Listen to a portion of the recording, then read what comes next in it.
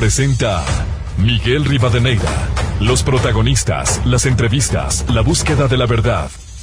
Miguel Rivadeneira, en la revista de opinión Democracia.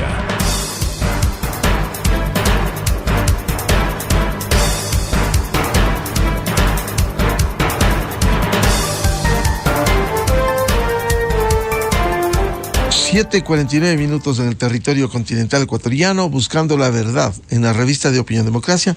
Queremos saludar a nuestros siguientes invitados, dos reconocidos economistas, Pablo Lucio Paredes, académico, y Walter Spurrier, de Análisis Semanal. Les invitamos para que nos den una visión de la situación económica que tenemos y luego hablar de los acuerdos con el Fondo Monetario Internacional. Está pendiente un desembolso de 700 millones. El país, de lo que se ha escuchado, no necesitaría nuevo financiamiento, para lo cual no habría necesidad de un nuevo acuerdo en ese sentido. Economista Pablo Lucio Paredes, ¿cómo ve este panorama económico al cierre del 2022 y las relaciones con los multilaterales y de manera especial con el FMI? Buen día. Sí, Miguel, Walter, un abrazo a la gente que tiene la amabilidad de escucharnos, así como una primera intervención rápidamente. Yo diría que tenemos que estar conscientes que el primer objetivo que debe tener el país, no solo el gobierno, sino el país, en materia económica, es el crecimiento económico, porque eso es lo que genera empleo, genera ingresos, etcétera, y ese es el tema más importante. Recordemos que las últimas cifras, que creo que son de octubre o noviembre, no recuerdo de cuándo son, pero bueno, el empleo adecuado está por debajo del 35% de la población económicamente activa, y eso es muy grave. Hay poca gente que tiene un buen empleo en el Ecuador. Yo creo que ese es el gran objetivo, y para eso hay que hacer muchas cosas, y hemos hablado muchas veces de eso. Es un rompecabezas que hay que ir armando, y obviamente un rompecabezas uno no arma perfectamente todas las piezas, sino va colocando las piezas que se pueden ir colocando, pero me da la impresión que en el Ecuador estamos colocando muy pocas piezas de ese rompecabezas, ¿no? Entonces yo creo que ese debe ser el gran objetivo, que creo que es un objetivo económico, social y político en el país. Y las proyecciones que se hacen del crecimiento están alrededor del 3%, unas más, unas menos, pero 3% es insuficiente. Tenemos que hacer un esfuerzo. No digo que sea fácil, pero obviamente tenemos que hacer un esfuerzo para estar por encima del 4%. Y dentro de ese contexto, que era tu otra pregunta, Miguel, el tema de las relaciones externas del Ecuador, no solo el Fondo Monetario, hay que estar conscientes que incluso si es que el gobierno tiene un déficit de 0, es decir, ese año, digamos el año próximo, no necesita recursos para financiar el déficit, sí necesita recursos para pagar las deudas anteriores. Y eso, nuevamente, un poco más, cifras más, cifras menos, estamos hablando alrededor de 7-8 mil millones de dólares al año, de los cuales una parte es deuda interna y otra parte es deuda externa, y en la parte de deuda externa sí necesitamos recursos de afuera. Ahora, hay una línea de recursos que están visualizados. Algunos tienen que ver con algunos países, algunos tienen que ver con organismos internacionales como el Fondo Monetario, como el Banco Mundial, el BID, la CAF, y se dice que con eso se completaría el panorama. Bueno, si es así me parece muy bien, pero me da la impresión que sí van a faltar algún tipo de recursos, y entonces me parece que algún tipo de relación con el Fondo Monetario sigue siendo necesaria, más allá de que ya terminemos ahora el acuerdo anterior. Sí creo que algún tipo de relación con el Fondo Monetario se debe mantener. Esa es una primera aproximación general, Miguel. Pablo, ¿eso implicaría, si hay necesidad de continuar estos contactos con los multilaterales, habría necesidad de un nuevo acuerdo con el FMI? Entiendo que una parte de los acuerdos que tenemos con los multilaterales ya están en marcha, ya están dados y van a continuar. Yo no soy especialista en todos los programas que existen con el Fondo Monetario, pero leyendo a otros colegas que sí son especialistas, creo que un acuerdo con el que acabamos de tener durante estos últimos 2-3 años probablemente no sea alcanzable, pero que hay otras formas de acuerdos con el fondo de diversa naturaleza que creo que sí son necesarios para mantener una buena relación internacional. Bienvenido al economista Walter Spurrier, vaquerizo economista Spurrier. ¿Cómo ve este panorama económico al cierre del 2022 y las relaciones con los multilaterales? Buen día. Muy buenos días, Miguel. Sí, yo dividiría las relaciones con los multilaterales en dos vertientes, ¿no? La una es que se mantiene una muy buena relación con el Banco Mundial, con el BID, con la CAF, que en términos generales nos están desembolsando más de lo que nosotros necesitamos para pagar los créditos que se vencen. Entonces, sí están dándonos un financiamiento neto por distintos programas que se están aprobando.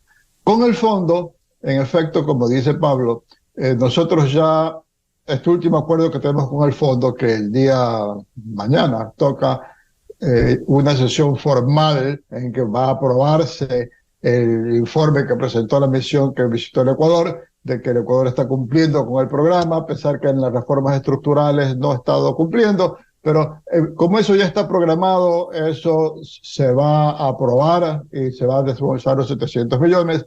Y ya este acuerdo que hemos tenido ha sido tan ambicioso, ha sido tan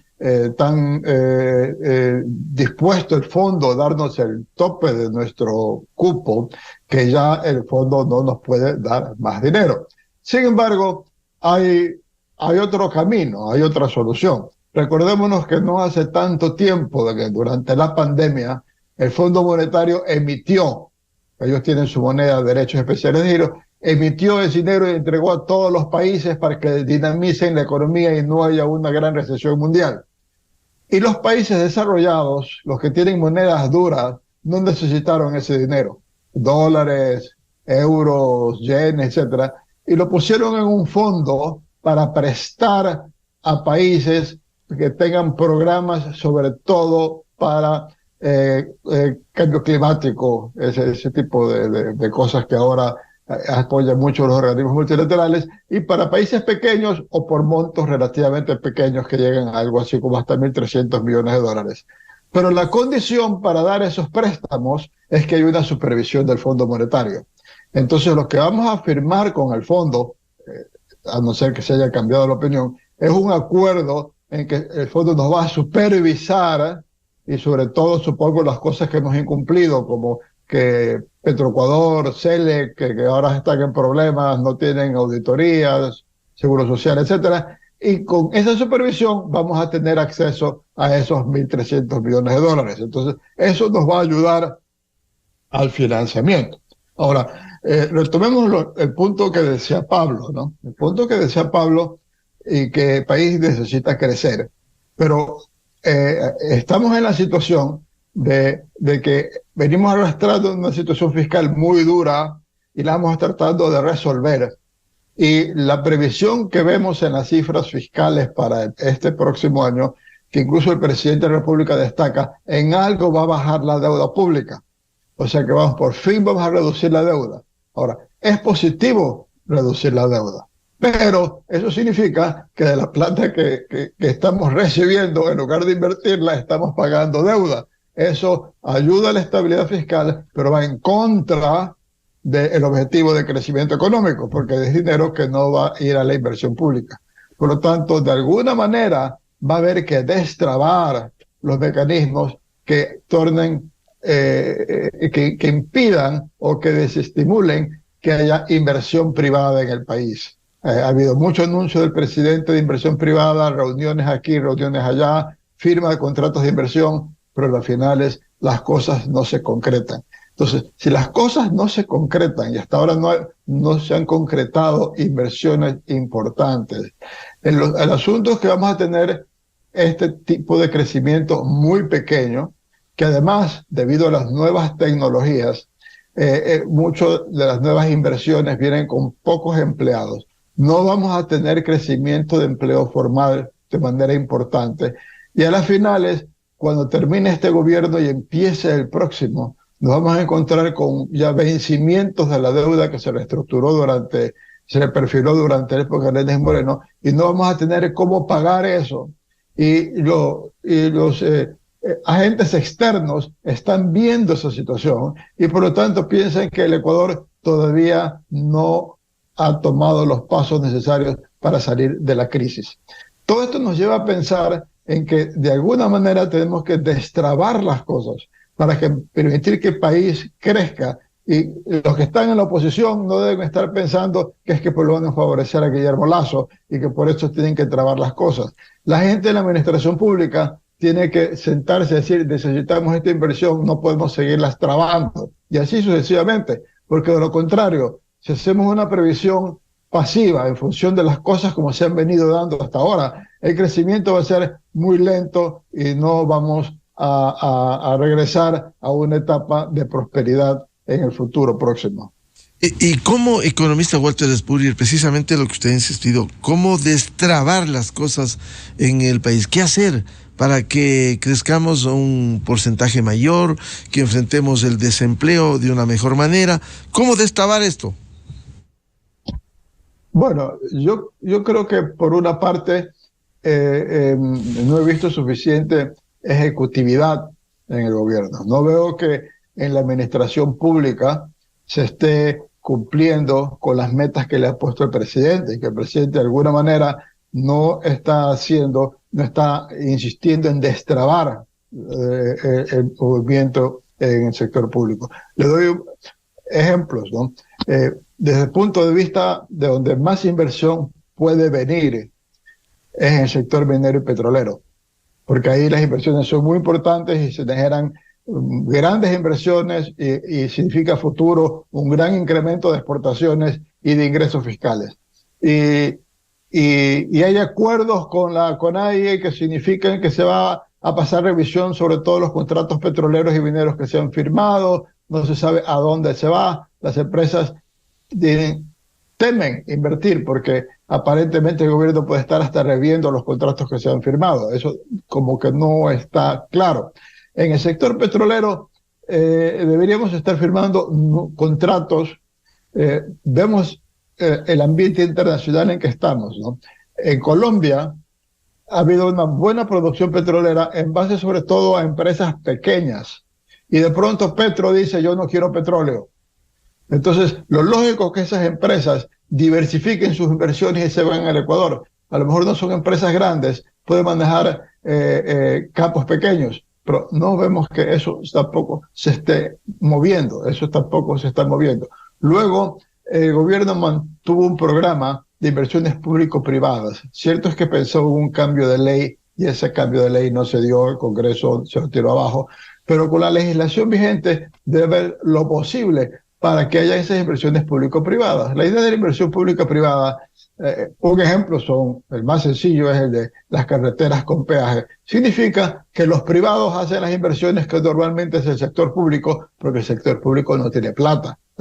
La situación fiscal se equilibra no cortando el gasto corriente, sino cortando la inversión. Y eso tampoco está marchando. Entonces, por el lado del gobierno, me parece que está faltando ejecutividad. Por el lado del legislativo, pues priman unos intereses políticos mezquinos en que no están pensando en que hay que hacer que el país vaya bien para que ellos reciban, si ganan las próximas elecciones, un país en marcha, sino decir hay que hacer las cosas marchen mal para que se desprestige este gobierno. Entonces, por todos los ámbitos, como que no estamos manejando, no estamos avanzando por donde debíamos, como decía Pablo, estamos poniendo donde hay que poner la pieza de rompecabezas, que es el cielo, lo estamos poniendo en la tierra, en el sitio negro, no en el tipo celeste, y no calza, y seguimos tratando de ponerlo en el sitio donde no calza. Entonces, todo esto es necesario para sacar el país adelante, porque el país tiene las condiciones para salir adelante, pero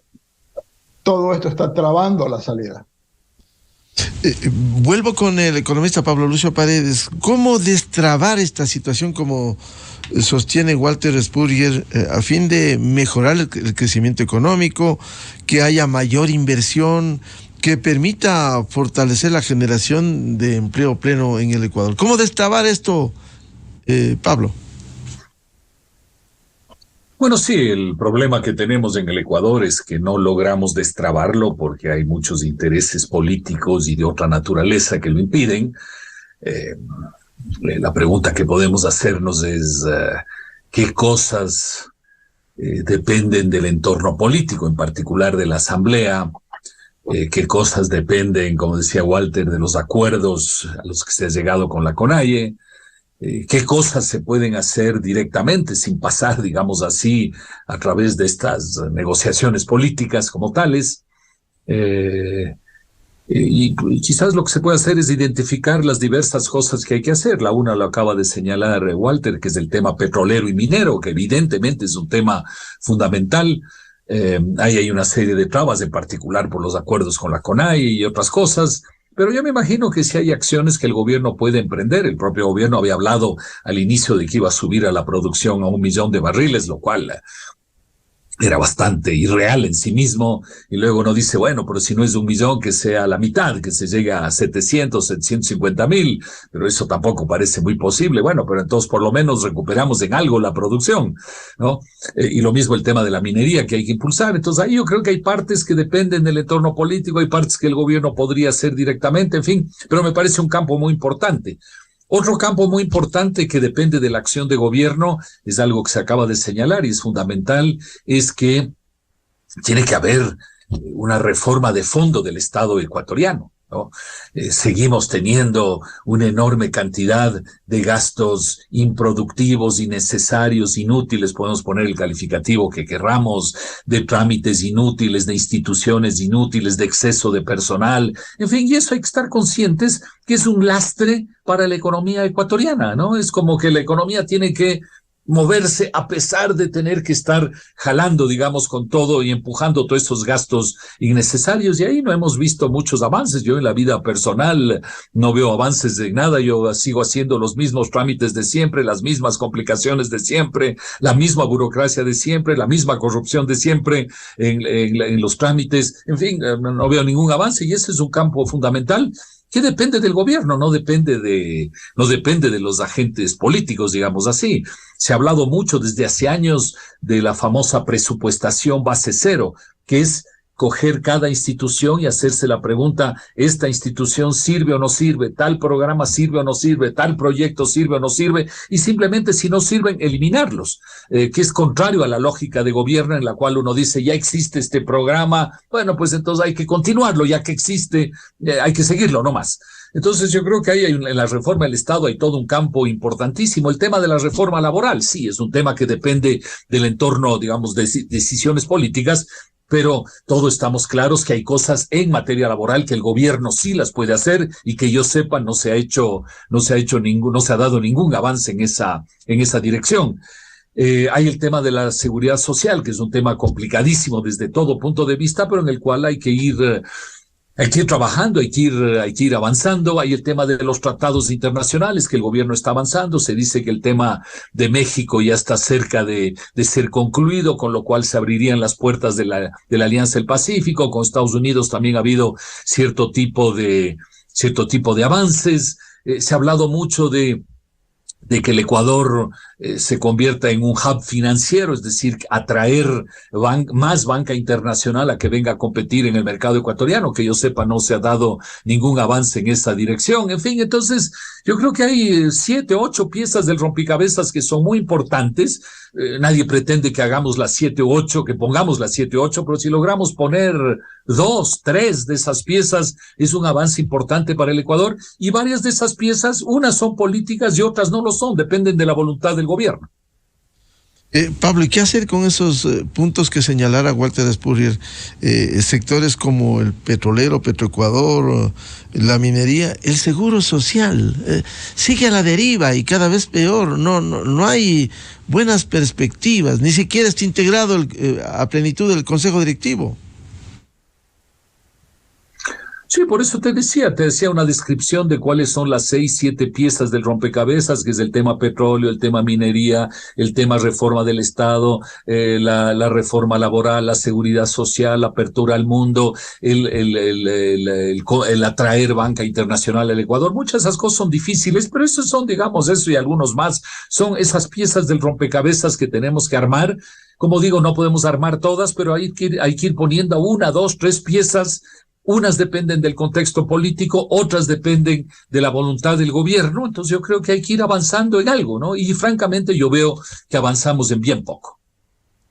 Economista Walter Spurrier, ¿cómo avanzar más rápido que permita crecer de una mejor manera la economía, pero también ir solucionando, dando estabilidad, certidumbre en sectores? Si no hay auditoría para Petroecuador, se sigue dando la vuelta, se declara desierto la contratación, el seguro social sigue en soletas, no hay manera de enfrentar la crisis estructural, ni siquiera se integra el Consejo Directivo a plenitud. ¿Cómo afrontar estos grandes desafíos? Bueno, un asunto que realmente a mí me gusta, pero no da la impresión que es de agrado del presidente, es que a mí sí me parece que un presidente tiene que poner un mensaje, poner algo en la mesa y decirle a la población: yo quiero hacer esto y necesito su apoyo porque esto va a mejorar la situación del país. Por ejemplo, si dice el presidente: tengo que hacer lo necesario para reducir todo este gasto improductivo. ¿Por qué? Porque el país está atrasado en los servicios de salud que da el Estado frente a lo que sucede en otros países latinoamericanos. Y eso es algo que ustedes reclaman, el pueblo reclama eso, y nosotros debemos poder dejar un mejor servicio de salud. No hay plata, no porque no haya plata, sino porque la plata se va a donde no hay. Entonces tenemos que reformar el seguro social, tenemos que reducir todo el desperdicio que hay en Petroecuador, CELEC, otras instituciones del Estado, reducir la burocracia, y necesito el apoyo, y presionen a sus legisladores, apoyen mis gestiones, porque aquí vamos a conseguir esta meta trabajando todos juntos, y de alguna manera hacer que la población acepte las metas. Vamos a trabajar en conjunto para conseguir esto, y por lo tanto que apoyen esa gestión del gobierno y conseguir ese apoyo que le permita avanzar e ir rompiendo las trabas internas.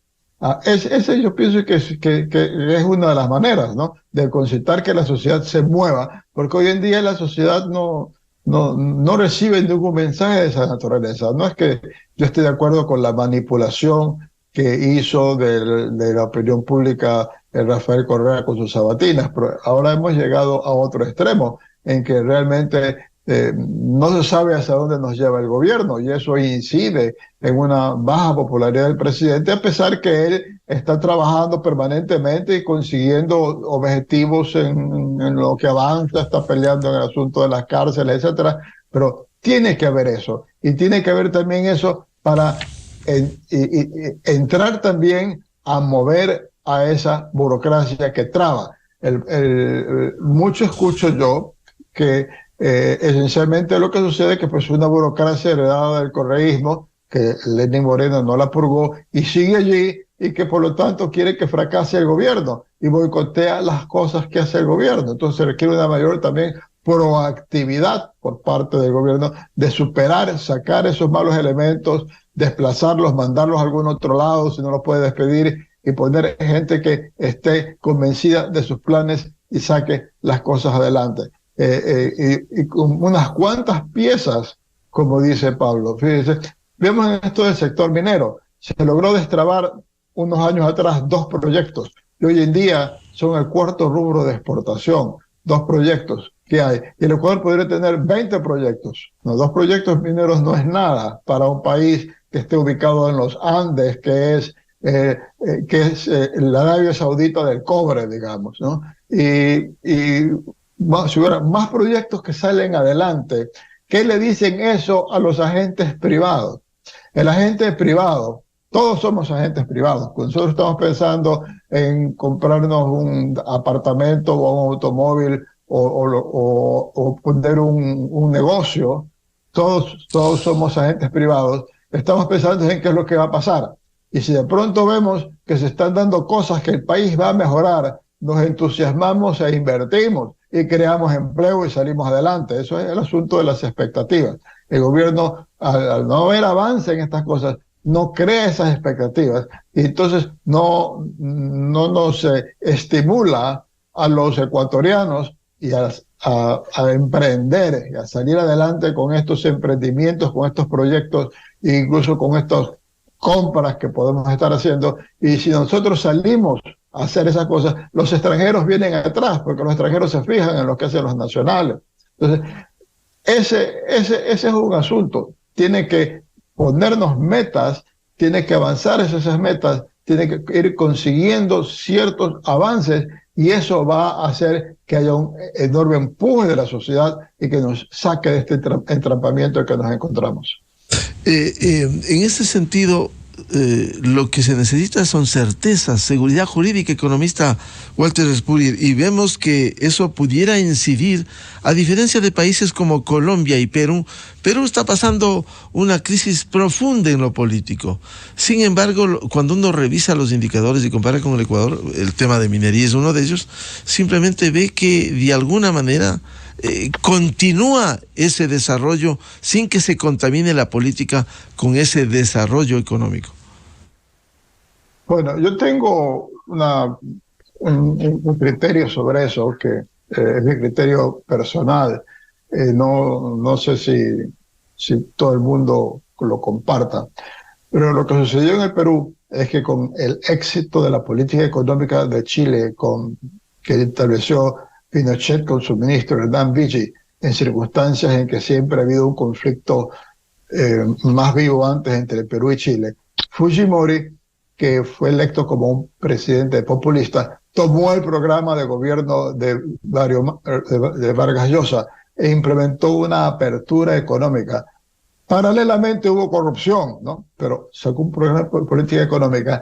Y a partir de ese gobierno de Fujimori se han sucedido opositores al gobierno de turno. Y todos esos opositores al gobierno de turno continuaron con la política económica. O sea que de pronto esa política económica de apertura en el Perú resultó ser una política de Estado. Ya no la discutía, ya no es porque ganaba Alan García que regresaba a lo que él hizo en su primer gobierno. No, él siguió con la política que ve ahí. Y Ollanta y lo mismo, y siguió también con esa política Ollanta y así sucesivamente. Y el resultado es que el Perú, básicamente, debido al desarrollo de su riqueza minera, ha tenido la mejor tasa de crecimiento en América del Sur en la última década. Llegó a superar la tasa de crecimiento que tenía Chile antes. Entonces, ahí vemos cómo en eso se pusieron de acuerdo. Esa pieza de rompecabezas importante la pusieron y eso ha significado un gran éxito, a pesar del desastre económico. Todo presidente que ha tenido el Perú últimamente ha terminado en la cárcel o perseguido por la justicia. Pero eso no ha cambiado. Eso no lo hemos hecho nosotros. Nosotros seguimos trabados, que sí que no puede haber la minería, que sí que no debe haber el petróleo, que sí que las empresas públicas son intocables. Y seguimos en ese plan y no vamos para adelante.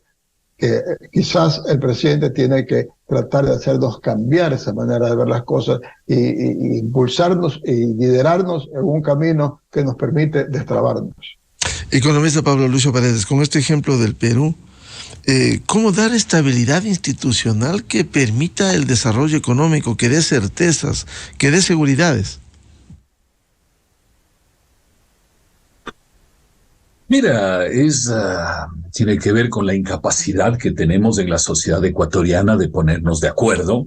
Obviamente los políticos son los que tienen que ponerse de acuerdo. Para eso les hemos pedido que nos representen y que hagan bien su trabajo. Y sabemos que evidentemente los políticos en el Ecuador no hacen bien su trabajo.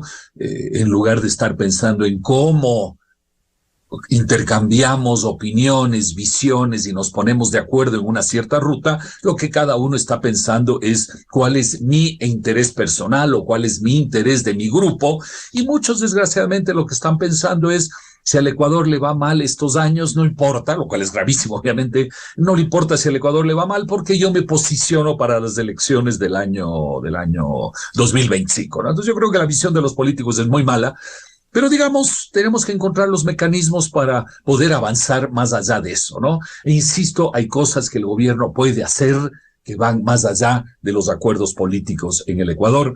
Decía Walter con toda la razón que el gobierno tiene que apelar a la gente y, por supuesto, el gobierno tiene que generar una esperanza de que la gente diga, wow, estamos caminando en esta dirección, estamos haciendo 1, 2, 3 cosas importantes que yo creo que juntos debemos empujarlas. Yo mencionaría, por ejemplo, algo que no dije antes, que es una cosa, entre comillas, pequeña, pero que me parece muy importante de hacer en el Ecuador, es la famosa autopista Quito-Guayaquil. Es un tema fundamental. ¿Cómo es posible que vayamos todavía de los 2 centros neurálgicos del país, vayamos en ciertos lugares con una vía de ida y una vía de vuelta? Eso no tiene sentido en el año 2000, casi 23 que estamos. Que a propósito, aprovecho para mandarles a todos ustedes y a la gente que nos escucha un muy buen fin de año y un excelente año 2023. Pero, por ejemplo, eso, generar la emoción de la gente, decir, wow, estamos impulsando esa obra u otras obras. Entonces hay cosas que se pueden hacer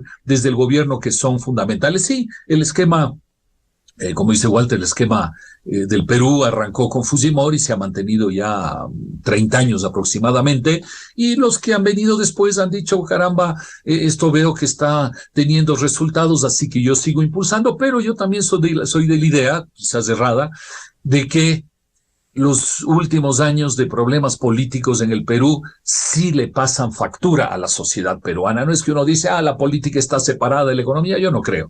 Yo creo que hay muchas cosas que en el Perú no se están haciendo justamente por la gran inestabilidad política que están viviendo. Entonces sí, uno ve todavía resultados de lo que viene de atrás, pero yo creo que hay una cantidad de cosas que se están rezagando en el Perú y que no se están resolviendo porque se está perdiendo parte de esa capacidad colectiva. Entonces, bueno, eso pasa en el Perú, pero en el Ecuador lo que pasa es que no logramos ponernos de acuerdo en temas fundamentales. Y nuevamente, veamos esas 7, 8 piezas del rompecabezas de las que hablábamos, o quizás son 10, o son 12, o son otras, pero establezcamos cuáles son las 2, 3 piezas del rompecabezas que en estos próximos 2, 3 años vamos a colocar.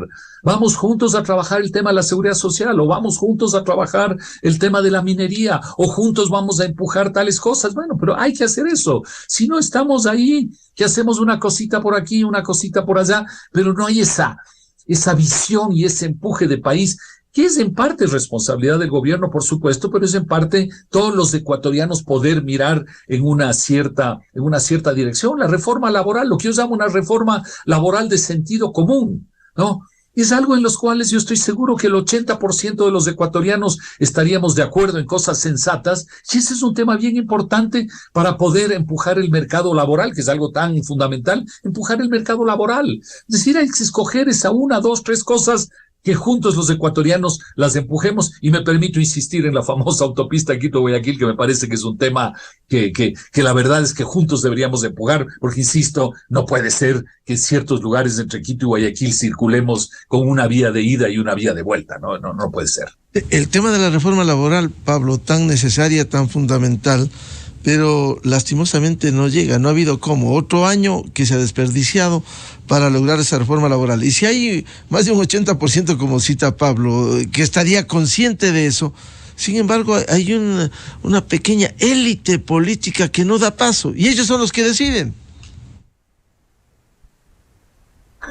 Bueno, mira, Miguel, si nosotros pensamos que no podemos hacer la reforma laboral, que no podemos hacer la reforma de la seguridad social, que no podemos empujar el petróleo y minería, que no podemos empujar ninguna pieza del rompecabezas, bueno, pues entonces digamos que el Ecuador es un país en el cual no podemos empujar nada, y ya está, y no hacemos nada. Yo no creo que es así. Yo creo que hay que buscar las maneras de que la gente se suba al carro de cosas que sí podemos hacer. Te insisto, la reforma laboral de sentido común, yo creo que es algo que sí lo podemos tratar, al menos tratar de empujar, pero ni siquiera estamos intentando hacerlo, ¿no? Y el otro día mismo hablaba con alguien que me empezó diciendo, sí, pero todas las ideas laborales que hay son ideas pésimas, que son contra los trabajadores y una serie de cosas. Yo le dije, a ver, veamos tal cosa, ¿te parece una cosa terrible? Me dijo, no me parece. Tal otro tema de la reforma laboral, ¿te parece terrible? Ah, no, no me parece. Tal otra cosa. Y hablamos de 5 o 6 cosas que al final la persona me dijo, de ese tipo de cosas estamos hablando en la reforma laboral, entonces no ha sido tan terrible como algunos mencionan. No, las cosas de sentido común, el 80% de los ecuatorianos podemos estar de acuerdo, pero hay que empujarlo, hay que hacerlo. Y Walter Spurrier, ¿y cómo empujar para hacer, por ejemplo, la reforma laboral a fin de que se concrete? No habrá cómo lograr una reforma 100% que pudiera ser una aspiración, pero sí al menos algunos puntos fundamentales para viabilizar, para abrir el empleo pleno en el Ecuador.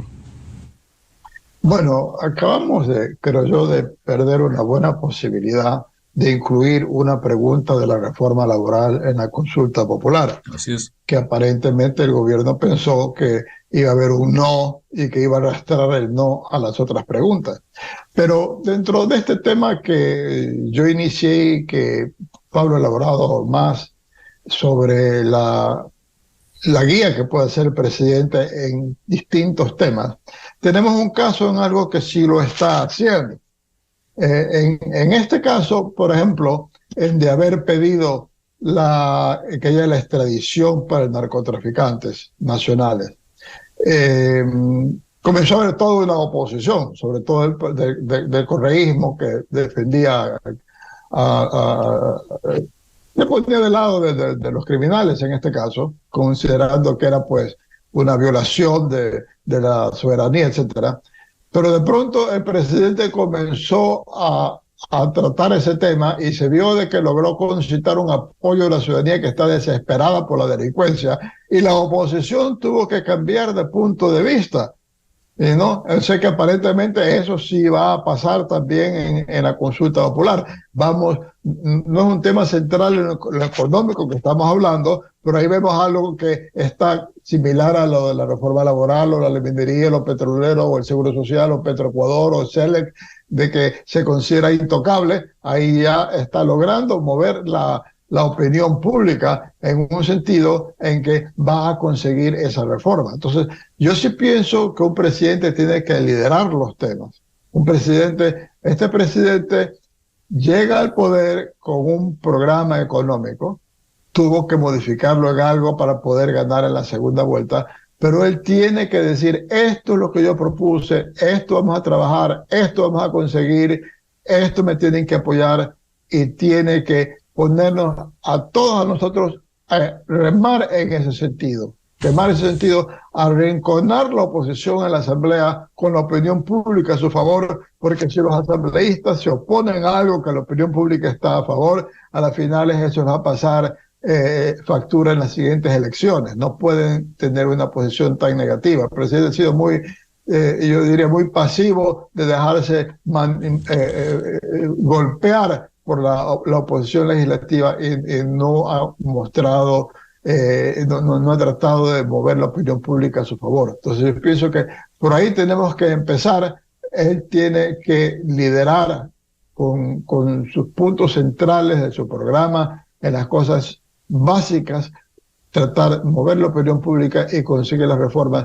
La reforma laboral, se hemos perdido esa oportunidad, entonces por lo menos que se siente con la Asamblea y discutir, como está haciendo ahora con este proyecto de telecomunicaciones, qué cosa es aceptable para ustedes, eso vamos a presentar, ¿no? Para no presentar un proyecto que se lo van a negar. Eso, así va a tener que trabajar ahora, ya habiendo perdido la oportunidad de haberlo incluido en la consulta popular. Un tema final por ahora, economista Pablo Lucio Paredes, ¿cómo le mira al Ecuador del 2023? Yo creo que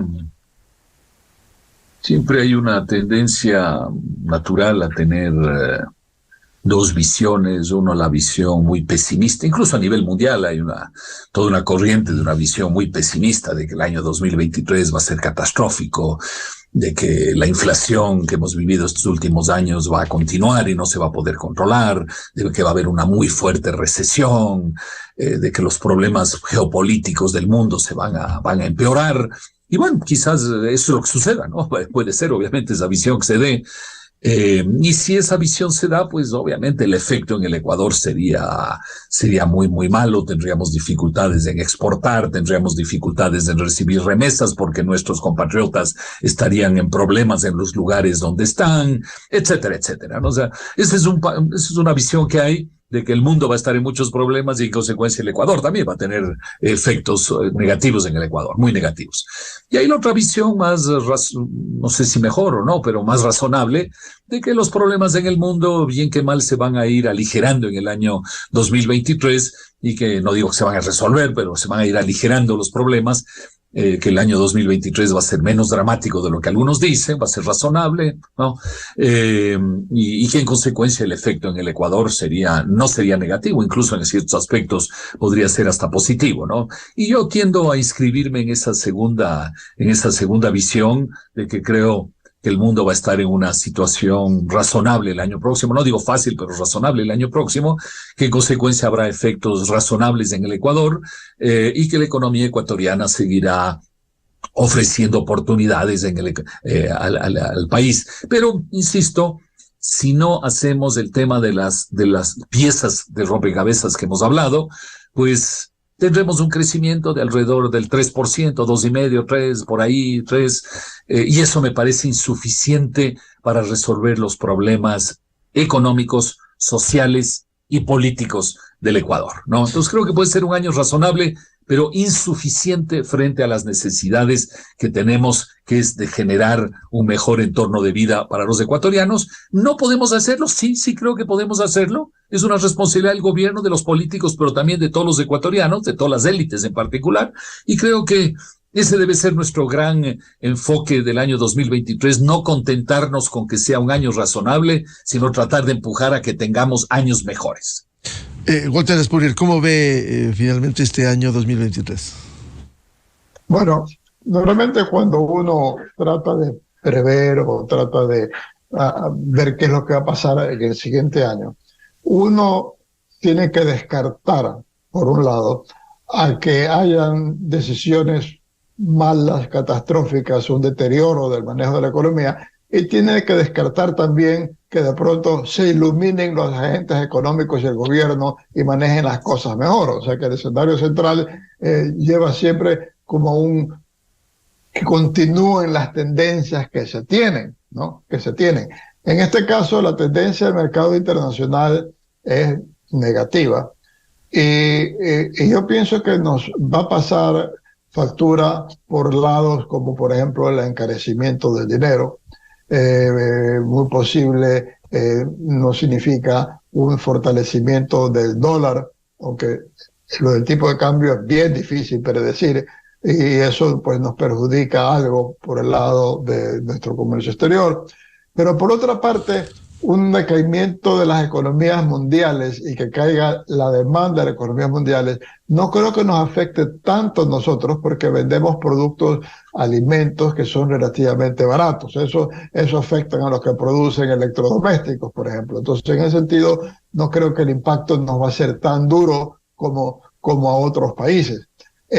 Vamos a tener una situación fiscal algo mejor que la que hemos tenido este año debido pues al progreso, que lento, pero el progreso sostenido que hemos tenido en el manejo económico, pero eso significa que vamos a ir teniendo más amortización de la deuda, de lo que vamos a tener nuevos ingresos. O sea que esa ligera mejoría se va a ir en reducir el endeudamiento, no en hacer crecer la economía, y va a significar que va a ser un crecimiento muy similar al que hemos tenido ahora, ese 2,5 a 3% que habla Pablo, lo mismo que se está diciendo que va a ser este año.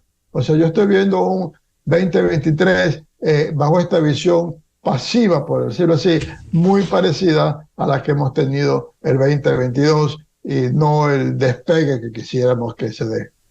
Bien, muchas gracias por estas reflexiones en el orden económico, el economista Pablo Lucio Paredes y al economista Walter Spurrier Baquerizo, muy amables, como siempre, voces autorizadas que nos dejan estos mensajes.